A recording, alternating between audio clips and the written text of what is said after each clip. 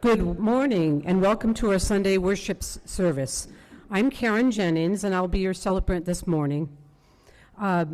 Michael and I started coming to this church in 1995 around the time our daughter Molly was born. And we are so grateful for this community who helped raise her. So I was actually christened at a Unitarian church in Bellevue back in 1956, which we attended until I was in junior high. So when I found this church, I rediscovered the faith of my childhood after a 25-year interlude, and it really resonated. This service today is about remembering those who touched our lives but are no longer with us. And I especially like to reflect on the impact of my parents' lives on me. My father, whose role model gave me a deep love of the outdoors, and my mother, who lived the UU values I see hanging on our walls. As the years go by, I am increasingly appreciative of their gifts and feel their legacies live on in me, my siblings, and their children, and in Molly. I'd like to extend a special welcome to all those who are joining us for the first time. We are very glad you are here. If you've come in person, you should have received a welcome packet with an information card in it. If you fill that out and drop it in the offering basket, we will be in touch to support you in finding your way into our community. And if you're joining us online, there's a link on our website to an electronic version of that same card. Our welcoming committee members have yellow name tags and can answer any questions or point you toward additional information. Whether you are new or not, please consider staying for coffee and conversation after the service, either downstairs in our fellowship hall or in our Zoom room. Hi, Taryn. So now let's say our words of welcome together. Whether this is your first or your 1,000th Sunday with us, and whether you strolled, rolled, Zoomed, ran, or danced in, we are glad you chose to join us. We are one people of many identities, religions, sexualities, and genders. All are welcome here. Now we'll take a moment to say hello across the technical divide. So first we're going to show the people joining us on Zoom. So if you're at home, please turn on your camera. Now people at home, wave.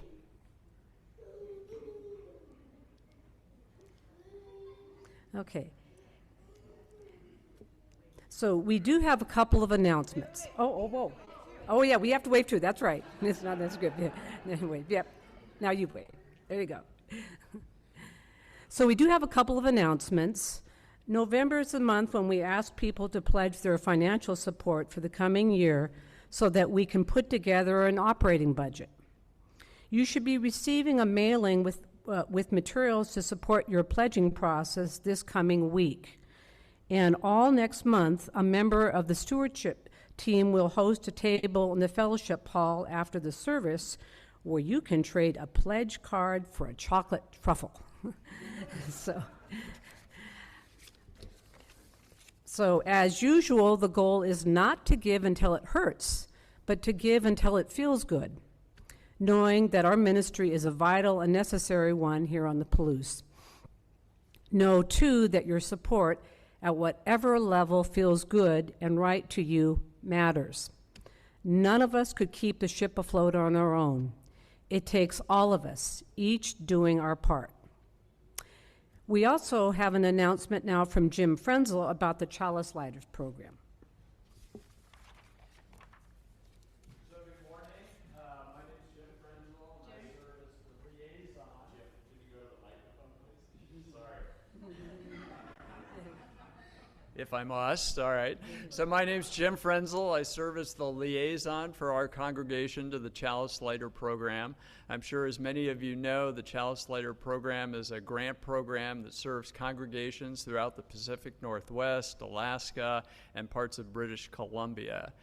3 times a year, they send out a call for donations, asking congregations to donate money to help other congregations throughout the region. So last spring, it was a new heating system for Fairbanks, Alaska. This fall, it's going to be a new roof for East Wenatchee.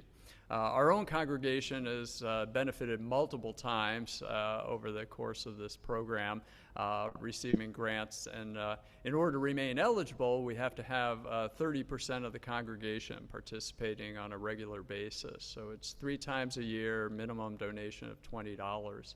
The deadline for the fall call is October 31st, so I probably should have announced this last week. But thankfully, Summer sent out an email mentioning it to people. So if you have any questions about the program or how to participate, I'll be downstairs drinking coffee afterwards. And again, my name's Jim Frenzel, or you can email me. Thanks.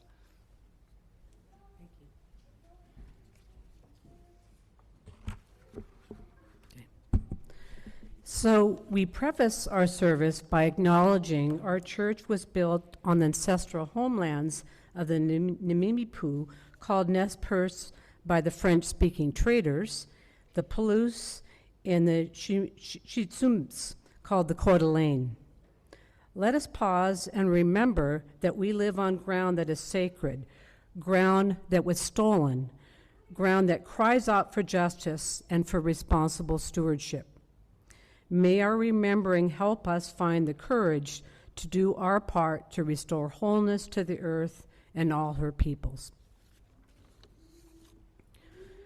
So we are hoping that folks joining us via Zoom have a chalice or a candle to light and something to light it with.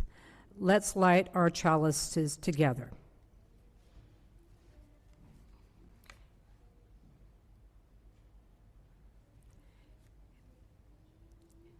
In the light of truth and the warmth of love, we gather to seek and seek to share.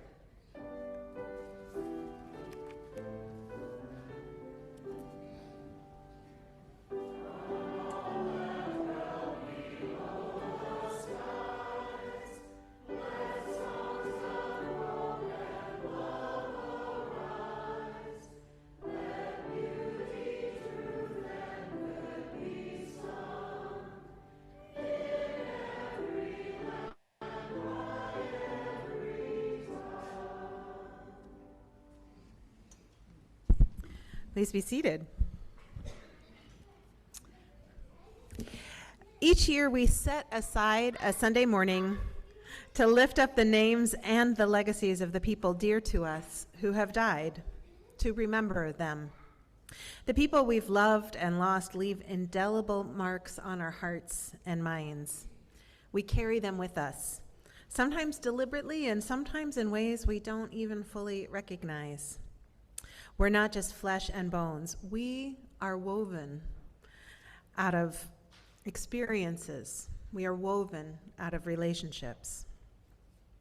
So if any of you brought photographs of your loved ones, I'd invite you to bring them forward now, and feel free to come forward and light a candle in their honor, whether or not you brought a photograph. So please come forward now.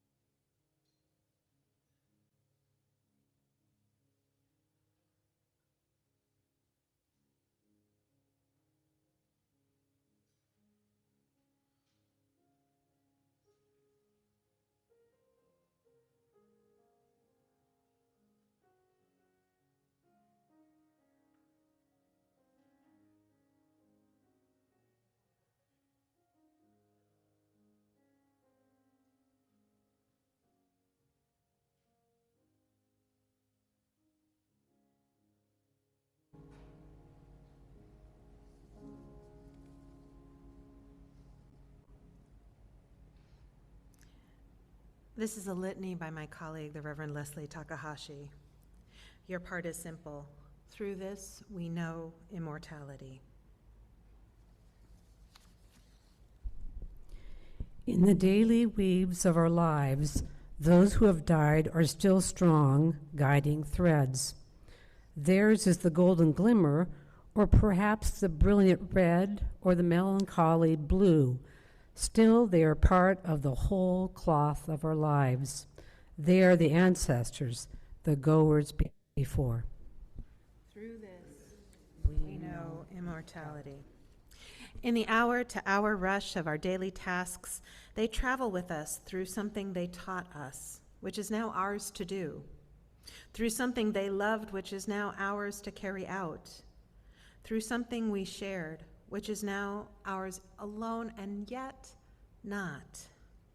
Through this, we know immortality. In the minute-to-minute grasp of where we are, we remember the joys our departed gave us, which opened us up to hope, the sorrows we knew together, which taught us strength, the life shared, which is now ours to steward. Through this, we know immortality.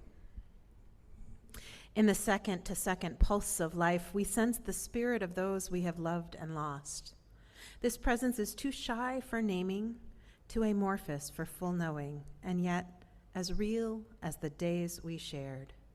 Through this, we know immortality. They are more than remembered. They are memory itself. For what we love lives on in the way our beloved dead accompany us through our life. Their words and wisdom our guide. Their humor our relief. Their restless concern for the world our charge. Through this, we know immortality. On this day, we will remember them together and hold both the reality of our own mortality and the reality of this immortality in our hearts. Come, let us worship together. I invite you to rise in body or spirit. Let's sing our opening hymn, number 1010 in the Teal hymnal, "O We Give Thanks."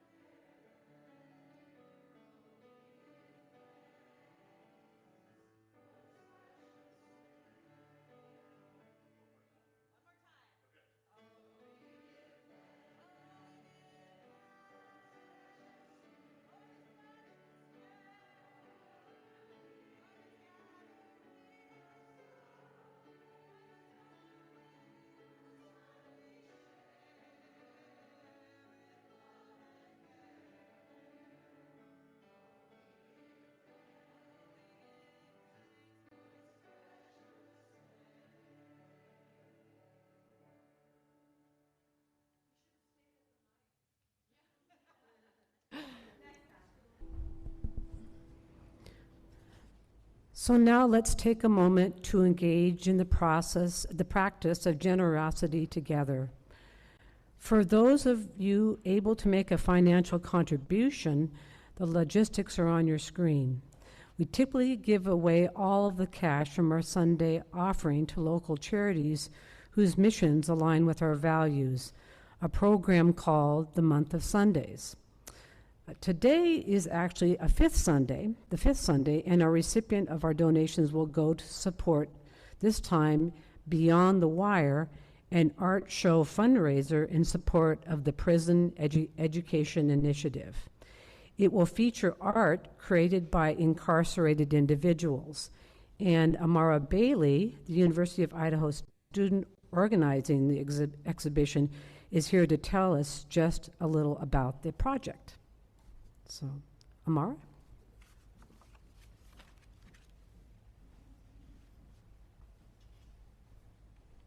Thank you so much. Sorry. Thank you all so much for welcoming me.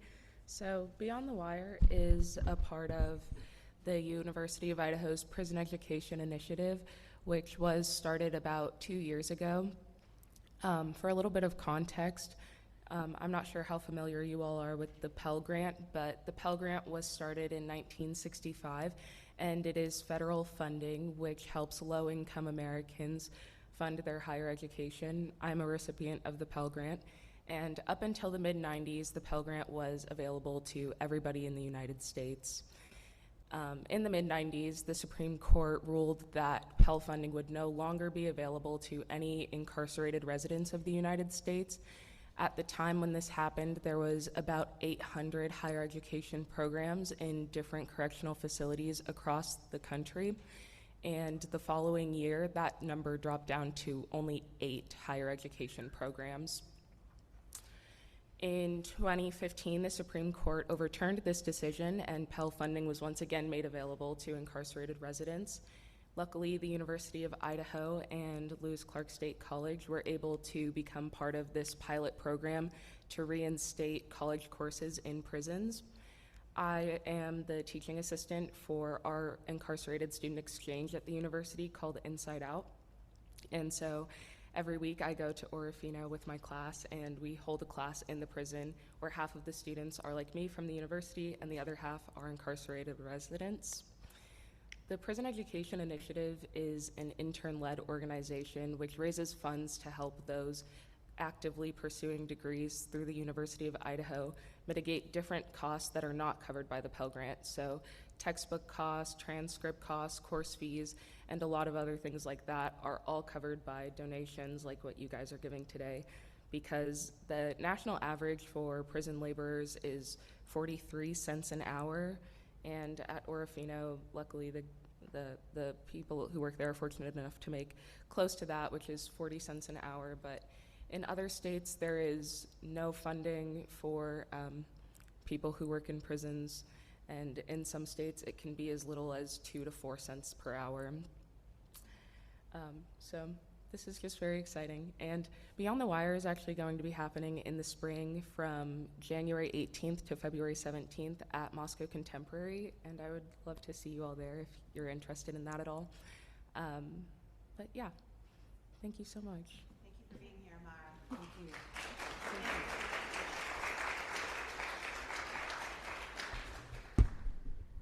So to donate, please indicate month of Sundays on your check or from the online drop-down menu. So in the spirit of love and for the continuing work of this church, we will now take some time to practice generosity together.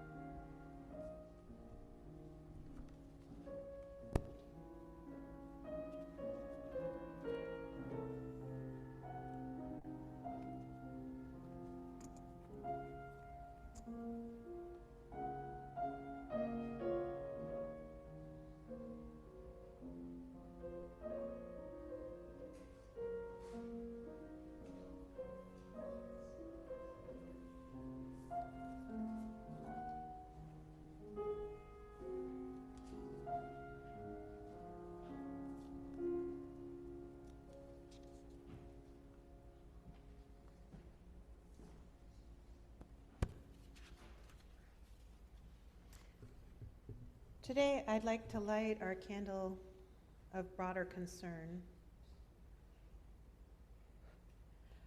for the community of Lewiston, Maine, the latest town to suffer an outbreak of inexplicable gun violence. Lewiston isn't that far from where I grew up, so it's all too easy to imagine those crusty northern New Englanders just crumbling from the inside out. So let's breathe together for just a moment.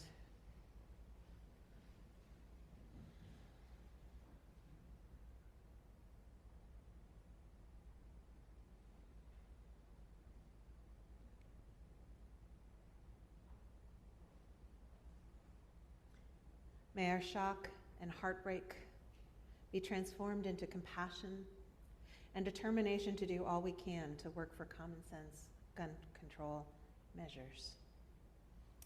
And now I'll invite Krista Kramer, a member of our pastoral care team, forward to lead the lighting of candles of joy and sorrow.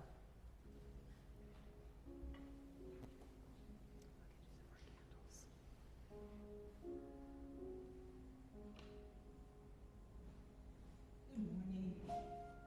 I'm Krista Kramer, and I'm honored to serve as a member of the pastoral ministry team. Now is the time in our service when we lift up our joys and sorrows. The sharing of joys and sorrows is a sacred ritual in our community, a time to briefly acknowledge truly significant life events, either by submitting them in advance, typing them in the chat, or coming forward and sharing in person. So go ahead and get comfortable. Take a few deep breaths and check in with your hearts.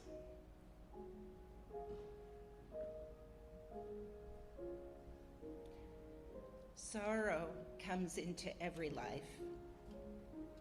Each of us suffers losses and setbacks.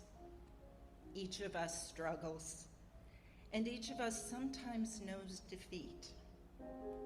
Together we create a circle of compassion wide enough to hold all the sorrow in our hearts, all the pain in our lives. If you have a sorrow to share, and I invite you to come forward and form a line and share aloud your joy or sorrow. And please keep it to a sentence or two.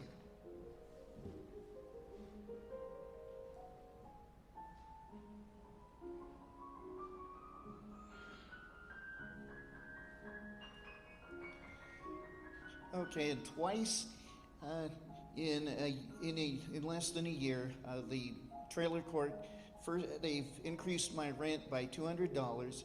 Now they're going to do it again within a year, and it's going to put me in. I'm going to no longer have enough income to support myself.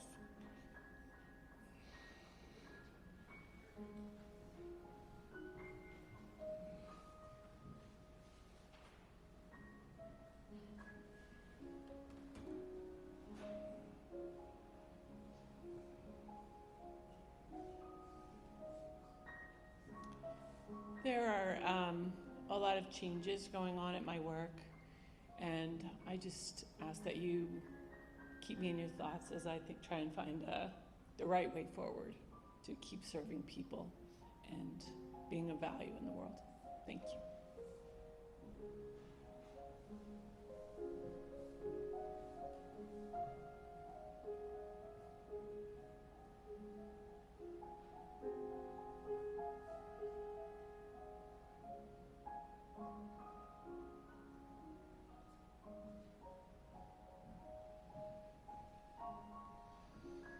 I'm back from visiting, my name is Zena Hartung, and I'm back from visiting a girlfriend in Fresno who lost both her son to alcohol and her husband to dementia within months of each other, and she lives now without having truly grieved, no tears. And I feel so much for her.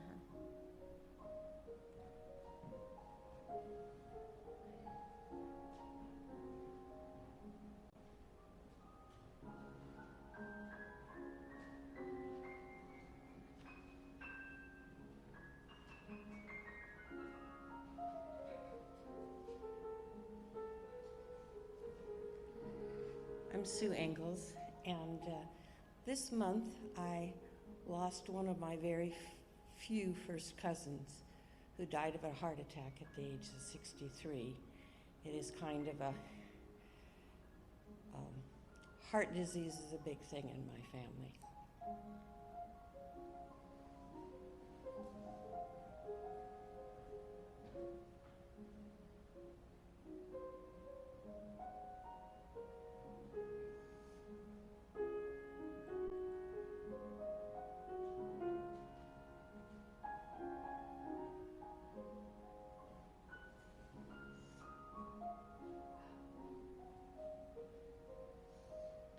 I'm Jennifer Rod, and I've lit one candle as support and concern for a niece of mine who is just kind of making a big change in her life, getting a divorce, etc. And so that's for Melanie. And the other candle is a candle for joy. I just finished the Fisherman's Walk in Portugal, and it was a big deal to me.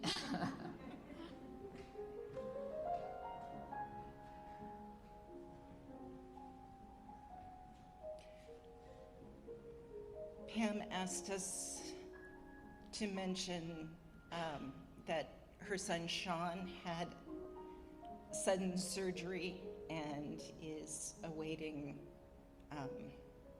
diagnostics.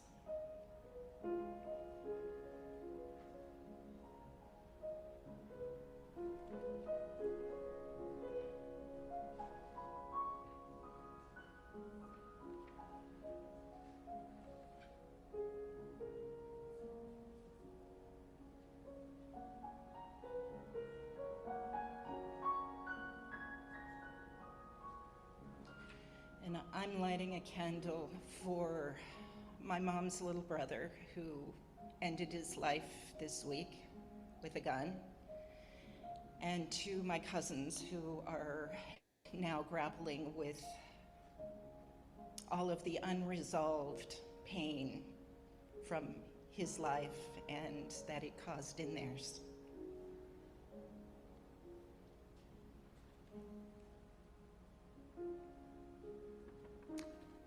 Anything online? Joy, too, comes into every life. Hearts are made to love. This world and the people in them are unbearably beautiful. Together, we create a circle of celebration deep enough to hold all the joy in our lives. If you have a joy to share, I invite you to come forward now and form a line. Any joys to share today?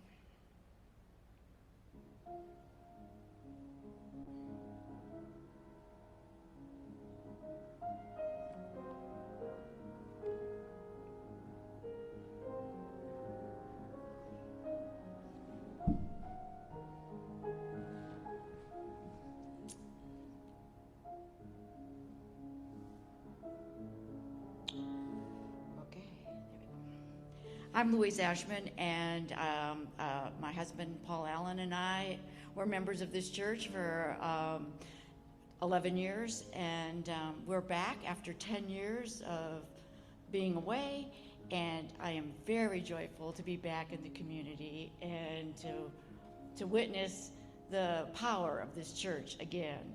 And so thank you. I'm glad to be here.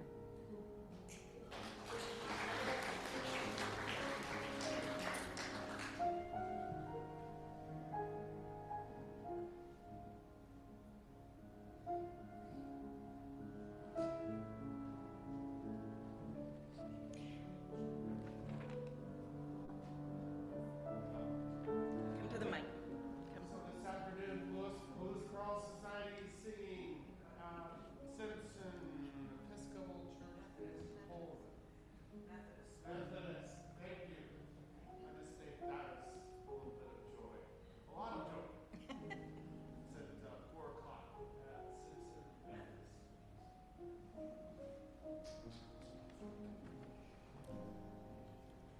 Every life, every heart, every one of us at any moment is filled with joys, sorrows, with hopes, dreams, and concerns.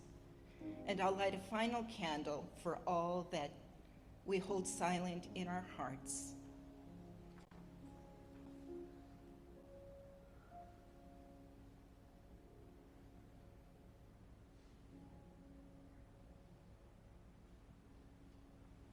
Life, however fragile, is a gift, and we in this community of memory, caring, and hope celebrate this gift today and all days. Blessed be. Amen.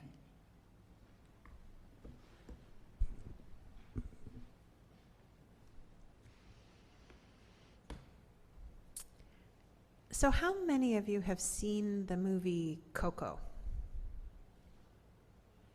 If you haven't seen it, I recommend it highly. It is wonderful. I love the way it celebrates and showcases Mexican culture. If you saw the movie, you know that members of traditional Mexican families on the evening of November 1st have a picnic on the graves of their family members. They create beautiful altars with flowers and photographs and bring a traditional meal and special treats. Their belief is that so long as they remember their ancestors at this special time of year, those ancestors live on. Peggy Jenkins sent us some beautiful photos of Dia de los Muertos decorations in Albuquerque, New Mexico. So here we have a display with the traditional marigolds and caballeras. Here's an ofrenda, which is where you put the photographs of your family members. And this is actually a pet ofrenda.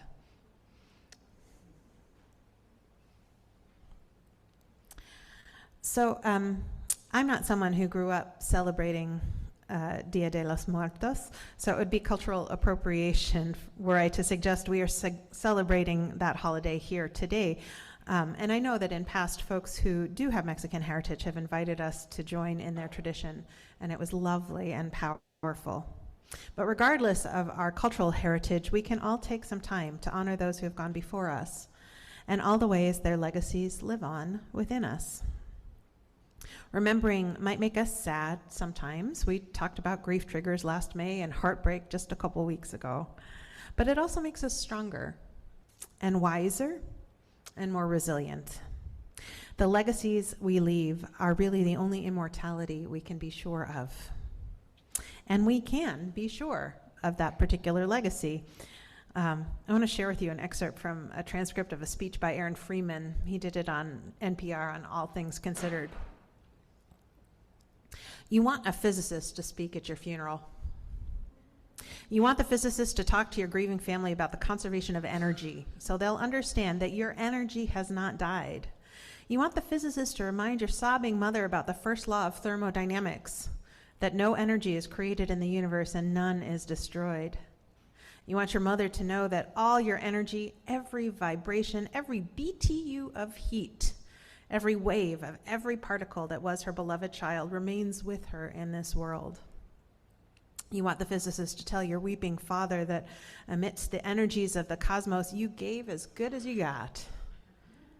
And at one point, you'd hope that the physicist would step down from the pulpit and walk to your broken-hearted spouse there in the pew and tell him that all the photons that ever bounced off your face, all the particles whose paths were interrupted by your smile, by the touch of your hair, hundreds of trillions of particles, have raced off you like children, their ways forever changed by you.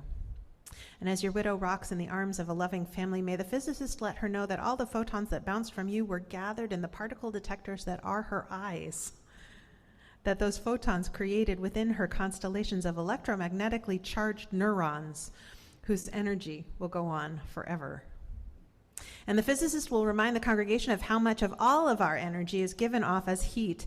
There may be a few fanning themselves with their programs as he says it, and he will tell them that the warmth that flowed through you in life is still here, still part of all that we are, even as we who mourn continue in the heat of our own lives. And you'll want the physicist to explain to those who loved you that they need not have faith. Indeed, they should not have faith. Let them know that they can measure, that scientists have measured precisely the conservation of energy and found it accurate, verifiable, and consistent across space and time. You can hope your family will examine the evidence and satisfy themselves that the science is sound and that they'll be comforted to know your energy is still around. According to the law of the conservation of energy, not a bit of you is gone. You're just less orderly.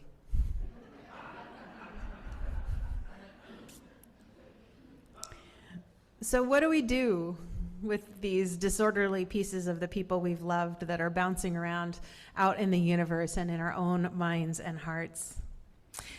Obviously, when we lose someone we love dearly, someone who was a positive influence in our life, honoring their legacy is relatively simple. We try to speak as they spoke, behave as they behaved, and live as they lived. And if we do it right, they become part of a foundation of goodness that we continue to build upon. Now, the size of the legacy varies. Some people we live with and learn from for many years, and they become cornerstones of our own identity. Others might just touch our lives briefly, but indelibly. Our memories of them might fill in chinks in our sense of self, or provide flourishes. All of us are the product of millions upon millions of people who contributed not just DNA, but the ideas, insights, and ways of being human that make up a process of social evolution, and so contribute to our own process of becoming. Now, if we're honest though, most of the legacies we inherit directly are sometimes a little complicated.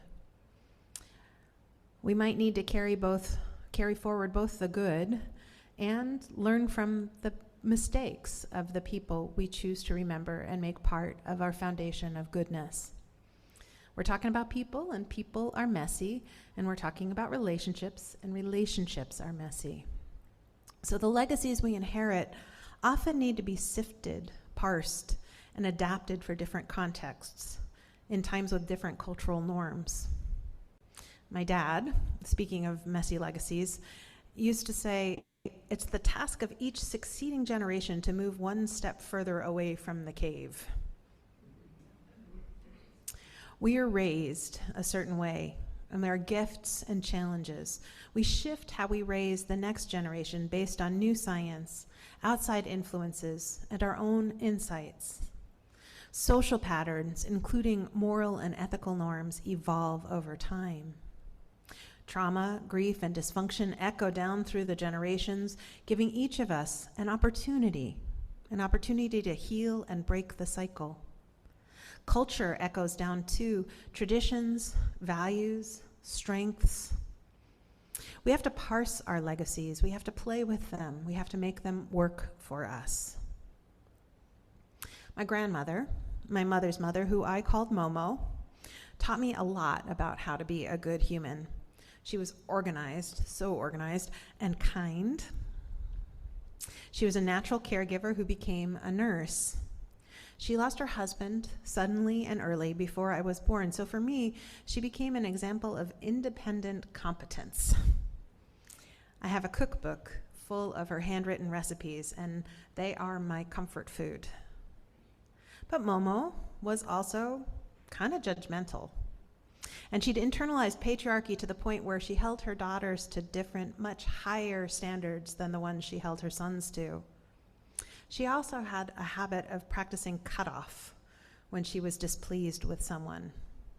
I rubbed her the wrong way once, and we didn't speak. She wouldn't speak to me for nearly a year. So, to parse her legacy, I embrace the competence, the kindness. I definitely embrace the food. But I also try to be less judgmental. I ground my being in feminist theory. I approach conflict and disappointment using skills that I learned in places outside of my family. It doesn't mean I'm a better person than Momo was, but it means I am my own person. And the legacies I receive from her, all of which I lift up with gratitude, become mine to do with as I see fit. This is true of all legacies. Once the person we loved has died, the relationship no longer needs to be mutual. We don't have to negotiate with them. We can work with the relationship in whatever ways are supportive to ourselves. I know one person whose relationship with their father was pretty fraught when their dad was alive, but once dad died, this person was able to establish a sense of spiritual closeness. In life, the dad only rarely expressed tenderness and protectiveness, but after death, this person chose to reach out and asked for help. And now he feels watched over, supported, and nurtured in the way he needed when he was small. In other words, posthumous healing of relationships is not only possible, but encouraged. So we can remember the good times, the gifts, the strengths, and we can commit to embodying them in our own lives. We can remember the challenges and the hard times, and we can learn from them and do better. And we can remember the hurts, and we can heal them just by remembering and continuing to cultivate a sense of closeness. This is what love looks like in practice. And this is why we remember, so that we can keep on loving a little more skillfully, a little more generously, day by day, with each loss we experience. So be it, and so may it be. I want to share with you a meditation by Christine Robinson called Meditation in Honoring of Our Beloved Deceased. At this darkening time of the year, our thoughts turn to things past, to life retreating, to those who are no longer with us. Images come to our minds of dear companions who once graced our lives, loved ones whom we miss, persons whose lives made an impact on our lives, all of those who were here contributing and caring and are now gone. Our memories bring both joy and sadness. Let us not push these feelings away, for our recollections attest to the enduring importance of these friends, this love, our memories. In the silence, let us remember them.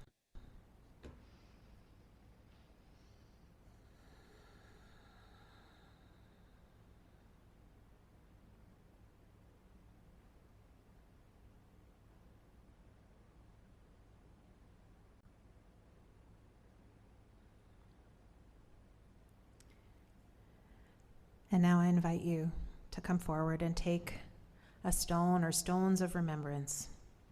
If you wish, you may speak aloud the name or names of those you are remembering today.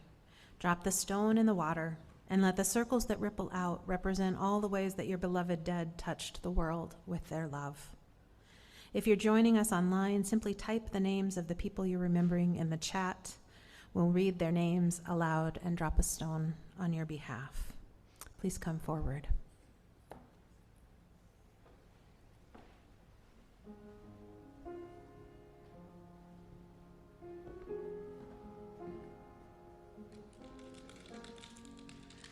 On behalf of Karen Barron, I drop a stone for her two husbands, Jim and Charlie, for her mom and dad, her aunts Alice and Anne, her friends Albert and Wolf, and. She says, friendships lost are gone too. Life can be difficult, and we, the living, carry on and celebrate what we have.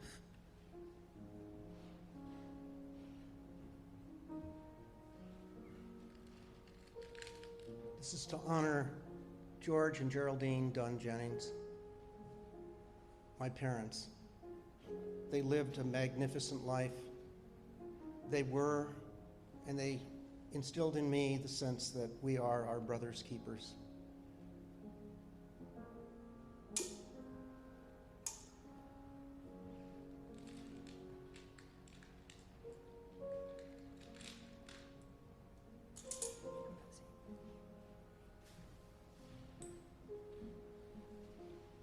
Today I'm honoring my amazing stepfather, Robert Mond Fisher, who died of cancer 15 years ago.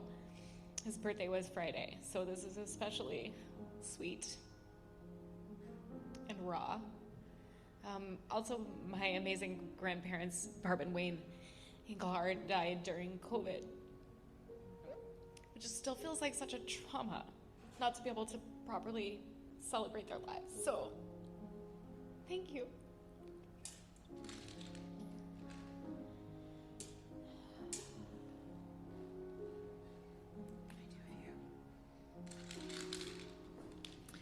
From Leah Chastain, my mom Adrian, and my cat Bilbo. From Tom Salisbury, my dad Larry Salisbury. From Joanne Munita, Paul Munita, beloved husband and father, may his memory be a blessing. And from Michael, Kite, and Marty Ford, Maurice, and Elizabeth Ford.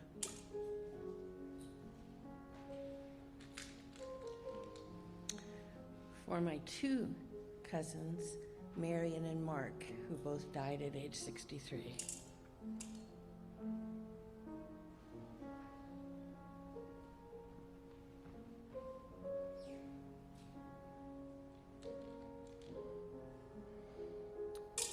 For too many to even name.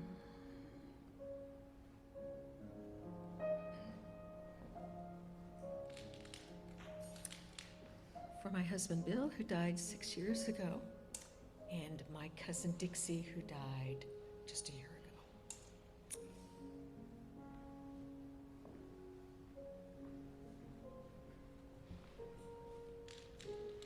For my father, Ken Pierce, who died 2 years ago.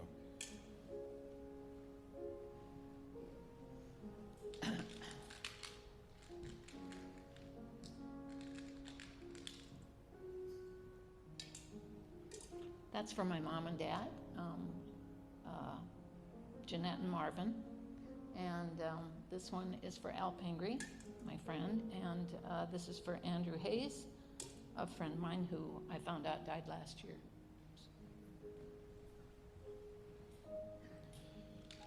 For all my friends and family, human and non.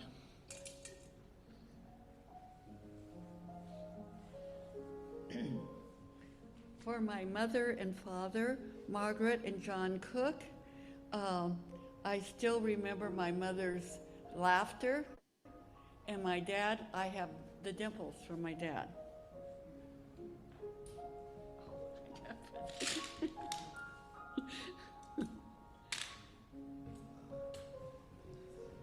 For all my friends and relations.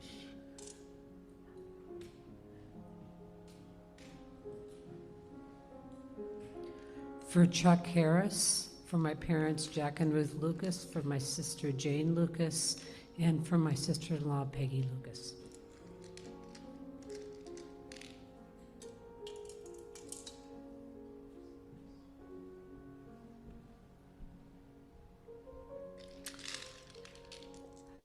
From Barbara Hellier, Aggie and Bruce Hellier, my mom and dad. From Michael Kite, my brother Stephen Kite.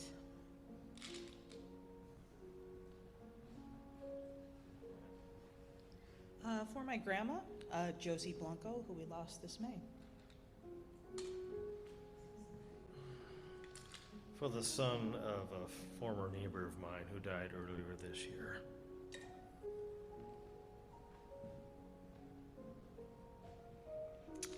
This is for John Hollop, who was my husband for almost 60 years.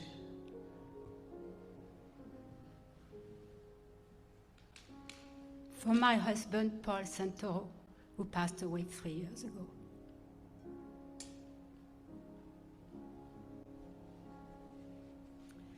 This is for my dear friend and grandmother to my children, Eva Lake Perot. My dad, who'd passed away 10 years ago, Rufus Elliott. And my sister, who passed away 11 years ago, June Spencer.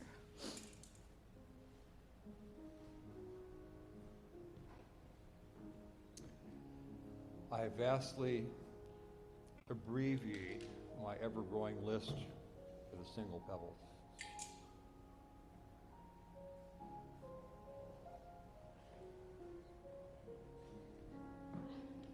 For my Uncle Julius and my Aunt Alice, both who passed this year, and my little Tony cat.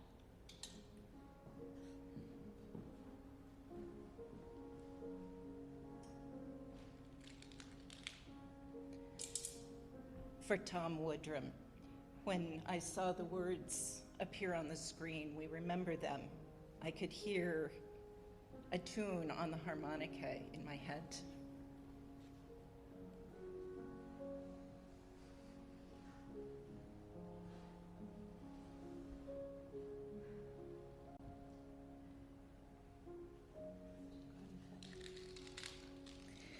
We have some submitted photographs, so I will drop stones for them as well.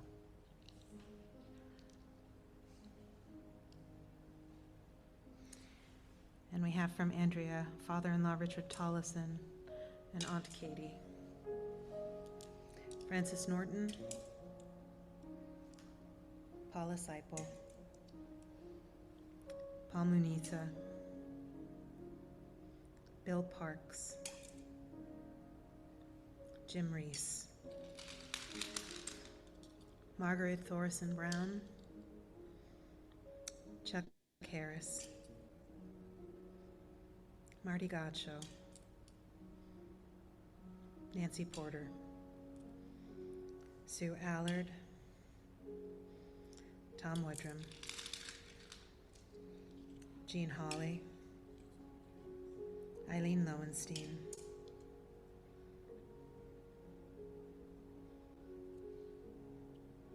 friends and family members, Grandma Eva, Ted Speidel, father of Deborah Speidel, may he be at peace. From Lilia Orr, her ex-husband and the father of her two older children, Kurt Semler. And a stone, Jenny and Rebecca Rod, for their mom, Jeanette Rod, who died in 2020. Zena sent in a photograph of her sister, Marilyn Zuckerberg Funk, and her brother-in-law, Bill Funk. This is from their travels in September of 2016. There's a picture of Barbara Hellier's mom, Aggie Hellier. From Melissa Luna, her gram, Mary Bermud is Orozco. And this is Clyde Rathman, Dan Rathman's older brother.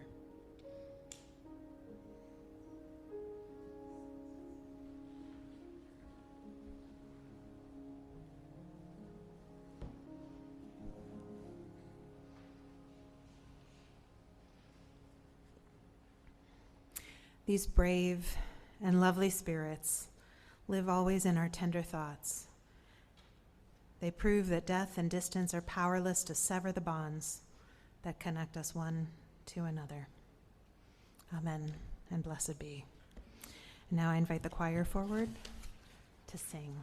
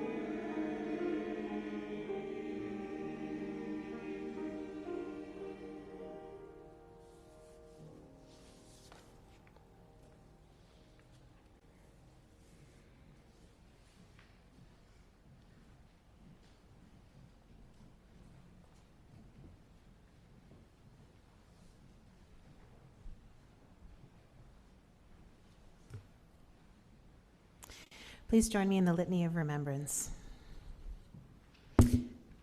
At the rising of the sun and at its going down, we remember them.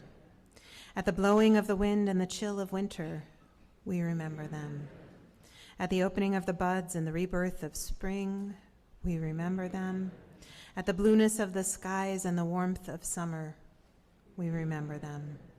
At the beginning of the year and when it ends, we remember them. As long as we live, they too will live, for they are now a part of us as we remember them. When we are weary and in need of strength, we remember them. When we are lost and sick at heart, we remember them. When we have joy we yearn to share, we remember them. When we have decisions that are difficult to make, we remember them. When we have achievements that are based on theirs, we remember them. As long as we live, they too will live, for they are now a part of us as we remember them. I invite you to rise now in body or spirit. Let's sing together hymn number 1002, Comfort Me.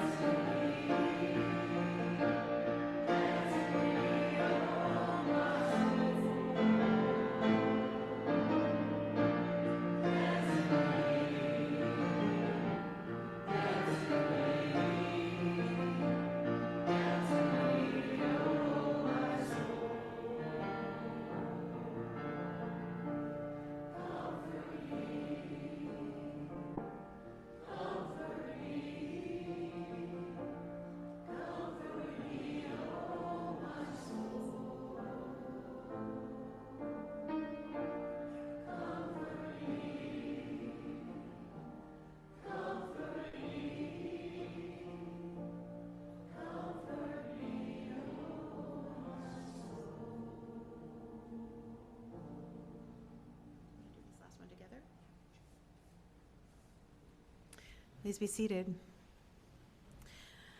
Our closing reading is Solace Blessing by Jan Richardson. That's it. That's all this blessing knows how to do. Shine your shoes, fill your refrigerator, water your plants, make some soup. All the things you cannot think to do yourself when the world has come apart, when nothing will be normal again. Somehow, this blessing knows precisely what you need even before you know. It sees what will bring the deepest solace for you. It senses what will offer the kindest grace, and so it will step with such quietness into the ordinary moments where the absence is the deepest It will enter with such tenderness into the hours where the sorrow is most keen. You do not even have to ask. Just leave it open, your door, your heart, your day, and every aching moment it holds. See what solace spills through the gaps your sorrow has torn. See what comfort comes to visit, holding out its gifts in each compassionate hand. Let's join now in our sung benediction, There is a Love.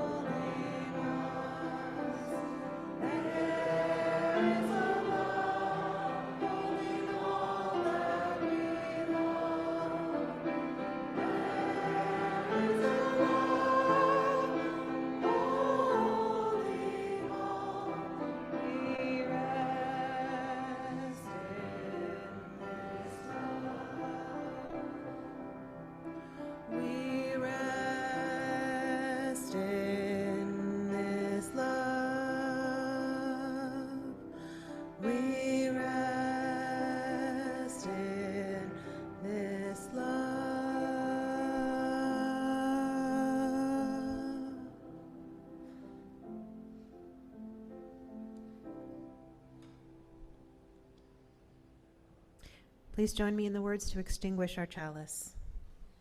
We extinguish this chalice that it might glow gently in our hearts. May it light our paths as it leave this place. May it guide our way until we are together again. We each contain multitudes, lives, love, woven together in a tapestry that is so very beautiful. So as we move forward into this week, let your grief, your joy, your entire inheritance, your whole flag, let it fly. And know that you are blessed and that you are a blessing to others in this world. Go in peace. Come back next Sunday.